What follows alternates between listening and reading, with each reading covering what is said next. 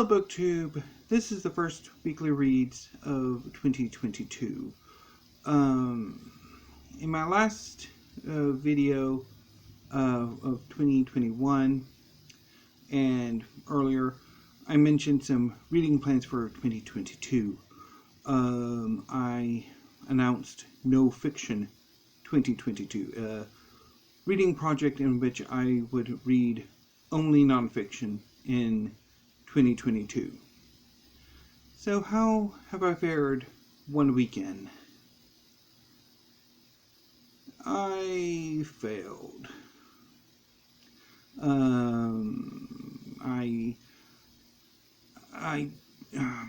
don't know if I'm going to continue No Fiction 2022 after I finish the name tag TBR. A few months ago, a book tag called the name tag made the rounds of BookTube. Participants would take the letters of their name and select books using the first letter of the title that corresponded with the letters of their name. I thought it would be a cool idea to make a TBR out of it, of books that I hadn't read yet. So I selected 6 books using the letters of my last name. And these 6 books, all nonfiction, would form the sort of the start of No Fiction 2022, my reading plan, reading challenge, in which I again read only nonfiction in 2022.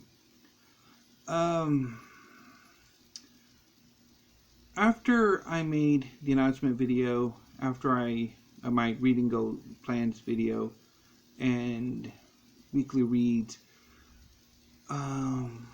early Saturday morning, after I uploaded the video, overnight, the morning before I started No Fiction 2022, I regretted it almost immediately.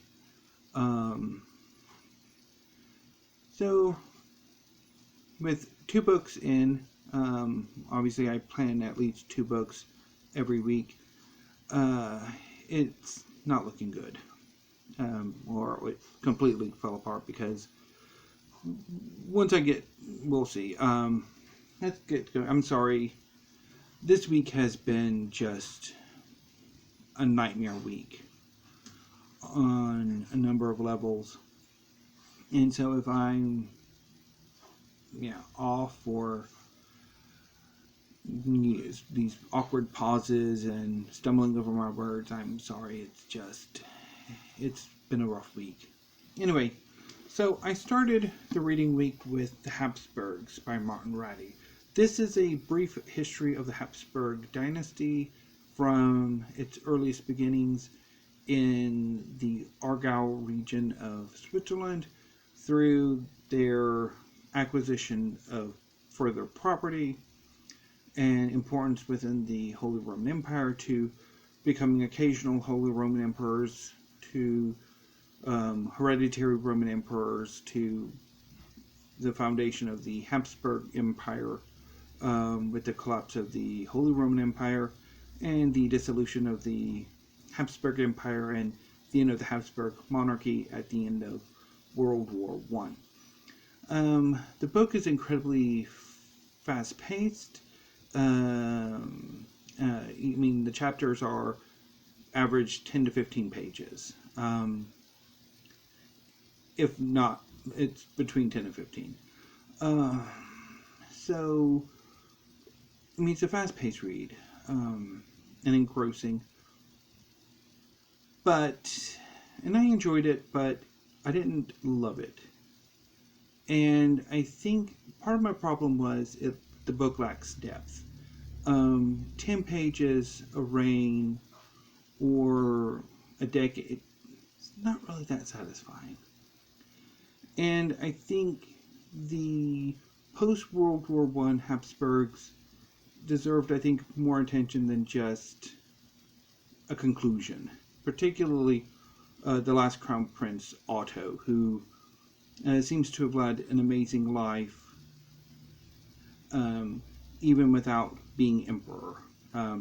As Rady says, he's the best emperor the Habsburgs never had. But I think a lot more attention could be paid to him, to his son and his grandson, and to what the contemporary Habsburgs are up to. I think would have been rather interesting. The representative of, so obviously the Habsburgs formed H. For O, I selected The Opium War by Julia Lovell.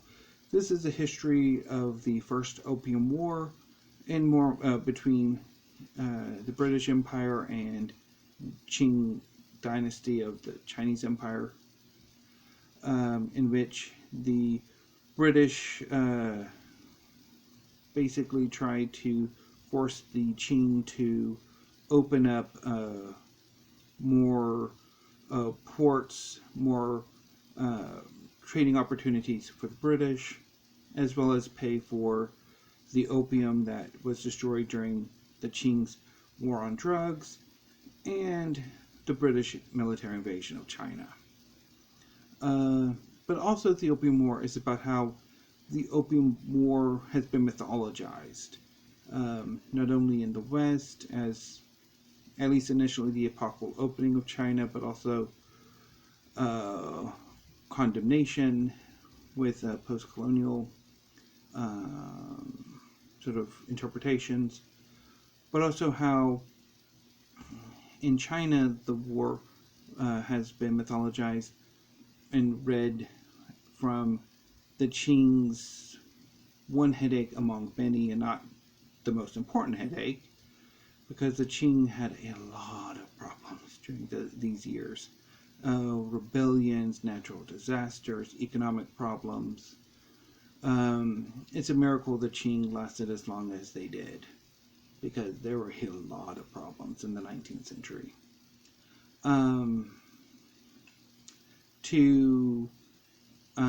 The Opium War being the epochal beginning of the Century of Humiliation that conveniently ended with the foundation of the People's Republic of China. And so the Opium War is doing a lot of things, or does a lot of things.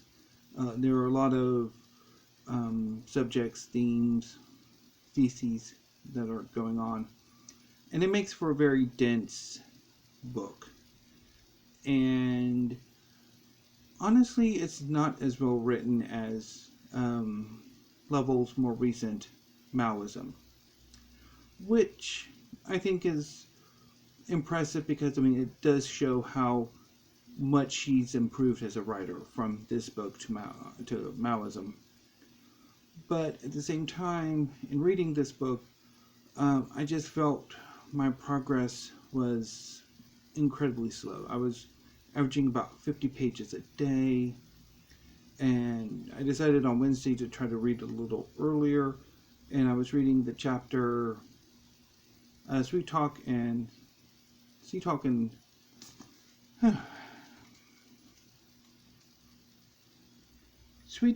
Slug.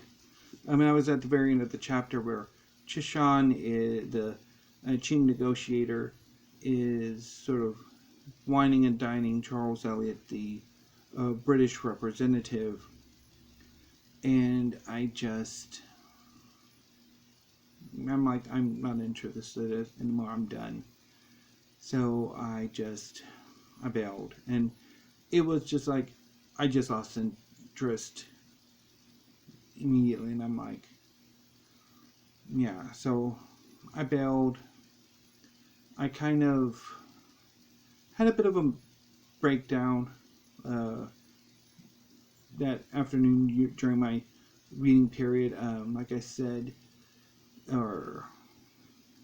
this week has been rather nightmarish. The past few months have been rather rough as well, and it all just kind of came to a head on Wednesday. So I kind of took a break from reading and recuperated, canceled a bunch of pre-orders, and yeah, so then on Thursday I had a bit of a bounce back. I did some retail therapy Thursday morning, so yeah, I currently have 926 books. It's going to be about 950 by February. Christmas money and some pals and book people orders. So, and I'll talk about that towards at the end of the month when I do my book haul. Anyway, so I did some retail therapy, which kind of helped, and then when I normally do my reading, I start reading at 2 p.m. I decided to go paint. So I painted for the better part of an hour. And it was what I needed. I absolutely enjoyed that painting. It turned out quite well. I do need to work on my trees. That is definitely something I need to work on. The tree in the reference photo is one of those very loose, sort of, like there are few leaves on it. So it's like the branches are very noticeable. The leaves are scattered. And my version looks like a palm tree. So, yeah. I mean, it still looks good, but it's kind of not quite appropriate. So yeah, so I painted, and then after I finished the painting, I decided to take a break from No Fiction 2022, from my name tag TBR, and I read a comic book. Captain America Volume 1, Winter in America by Ta-Nehisi Coates. This is the first volume of Ta-Nehisi Coates' 2-ish year run on Captain America, and it's a sort of a follow-up to the earlier Secret Empire storyline. So basically, in the past few years of Captain America, there was a town in which a number of supervillains were imprisoned and given new memories. I'm forgetting, I think it's called Pleasant Hill. And then there was a massive breakout, and the cause of this memory wipe, this sort of forcing these supervillains to live normal lives, was a sentient humanoid form of the Cosmic Cube. It was later used to rewrite Captain Rogers' past, to where, as a child, Steve Rogers, Captain America, was a Hydra agent from a very young age. And as Captain America, he was a Hydra mole. And in the present day, this Hydra Captain America, initiates a plan by which he gradually takes over the United States for Hydra. That Hydra conquers America and imposes a fascistic dictatorship in the Secret Empire storyline. Many of the heroes who live in New York are imprisoned in a force field. The cosmic heroes are kept out by another force field. Many other heroes are hunted down and imprisoned, and some are subverted. Eventually, the imprisoned heroes break free and take the fight to Hydra, and eventually Hydra is defeated. Captain America, the original timeline one, he had been shunted off into another dimension. He manages to free himself and defeat his evil counterpart who is imprisoned. These events have left its mark on America. there's a lot of resentment, a lot of suspicion towards Captain America. In the Heartland, the flyover country, there's nostalgia, there's just that Hydra did something. That in basically giving people jobs, imposing order, certainty, that just something happened. And a new evil organization, a new fascistic organization called the Power Elite takes advantage of it. This group is composed of a number of supervillains. It's led by Alexandra Lukin.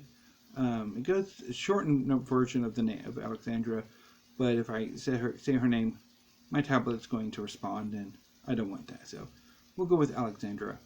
So Alexandra Lukin is the widow of Alexander Lukin, a Russian general who was possessed by the Red Skull and was the main villain in the Winter Soldier storyline. One of the most seminal Captain America storylines of the last 20 years. 10 years, really.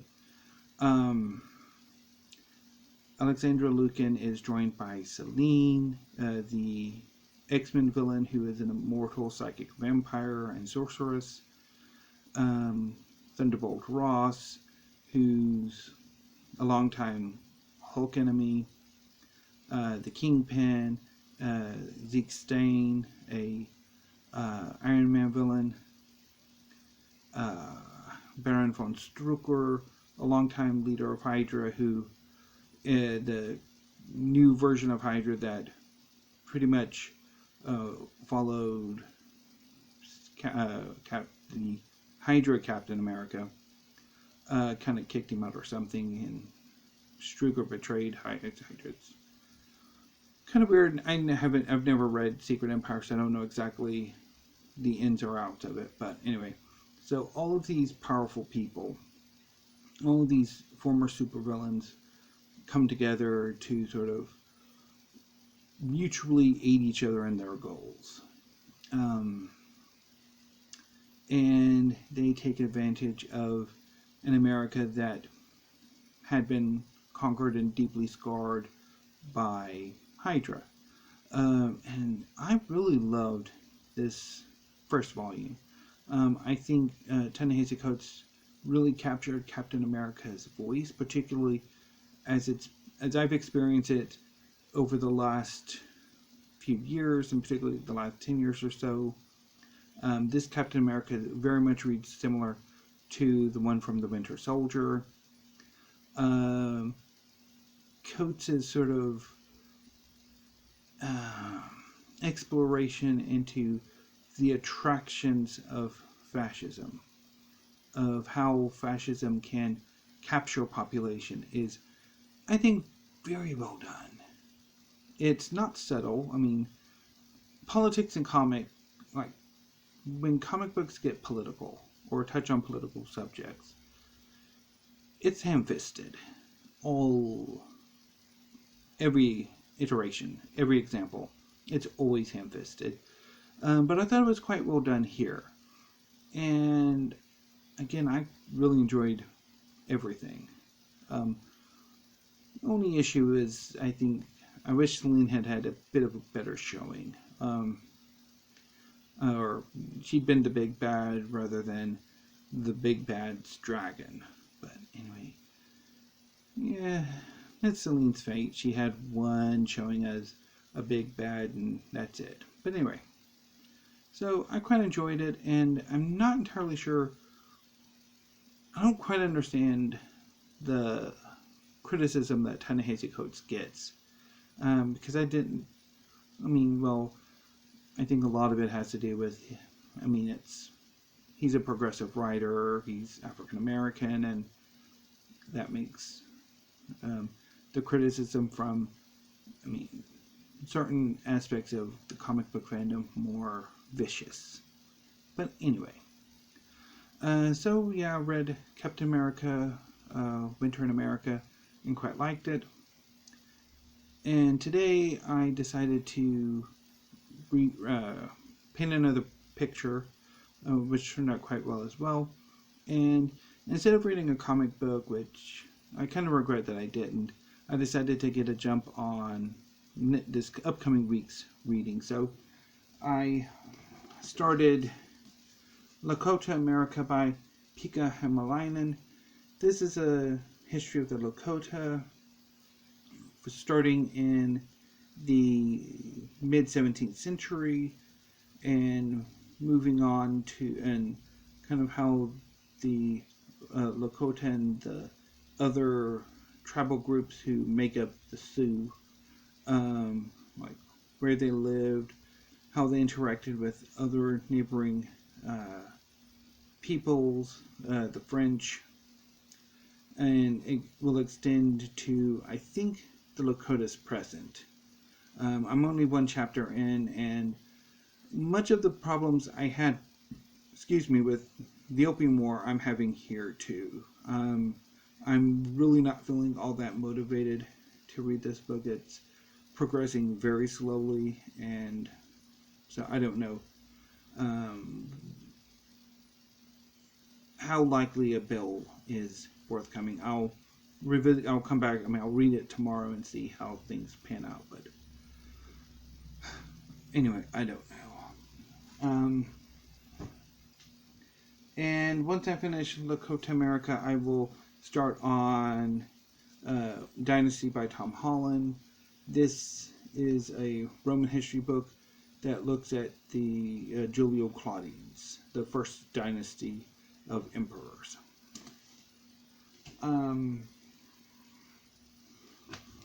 So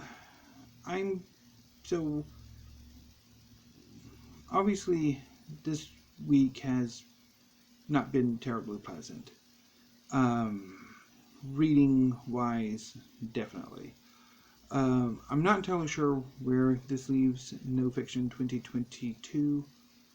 Clearly I've already broken it. There is some wiggle room about comics, but I'm considering it fiction. Captain America isn't real. So, it's a fictional story. So, obviously, No Fiction 2022 didn't even last a week. Which, like I said earlier, I regretted the whole thing almost shortly after I said it. So, anyway, I don't know exactly what my reading plans are from going on. I do know I want to read more comics, particularly when I get finished with collecting all of Tsubasa Reservoir Chronicles. I've got 11 volumes to go, and once I get those final 11, I do want to read the entire series in one go, or near enough to one go. So, I don't know. We shall see. Maybe I will sort of rebound from this nonfiction reading stuff that I'm in. Which is kind of ironic, I think. I'm going to read only nonfiction in 2022, and next thing you know, about that. You're about what happened with fiction, and you're going to have it with nonfiction too. Anyway, so we'll see how things turn out this coming week about where nonfiction, no fiction 2022 goes, or whether or not once I finish the name tag TBR, I just diversify my reading a bit more like I normally do, and just I bail, no overreaction, which, to be perfectly honest, I think is what No Fiction 2022 was. I've had a hard time with fiction the last 2 years, and history primarily, nonfiction in general, but history specifically, has been rather pleasing me. But the more I think about it, I mean, I don't really have the same amount of passion about nonfiction that I do with fiction. I mean, if you notice, even when I bail, I go on the, I mean, my critiques, talking about them. There's a real passion and fire there that I do have a harder time kind of getting when I talk about nonfiction. Even like with comic books, I really enjoy talking about Captain America. And when I talked about comics, I think in my what's on my Kindle video, I had a blast doing that. So I don't know. So I'll probably sort of see how things look this coming reading week and reassess my reading plans, or just go completely chaotic and read whatever the heck I want whenever the heck I want to. Anyway, BookTube, I know this video is probably incredibly depressing, and I'm sorry for that. Hopefully I will be feeling better next week. I mean, I'm feeling like yesterday and today I'm feeling a bit better, but I don't know. I mean, obviously as I'm making this video and going over my disappointing reading week, I mean, really the one highlight was Captain America, Winter in America. So, anyway, book tip, I'm going to go ahead and sign off for now. Next week, I will try to do some tag videos. Hopefully, some interesting tags will show up. I think Josh of Literary Gladiators has a new foodie tag coming up, which I'm looking forward to. And I will report back on how my reading goes and what my new reading plans are, if any, next Friday with Weekly Read. So until then, BookTube, thank you. Have a great evening and weekend, and as always, stay safe.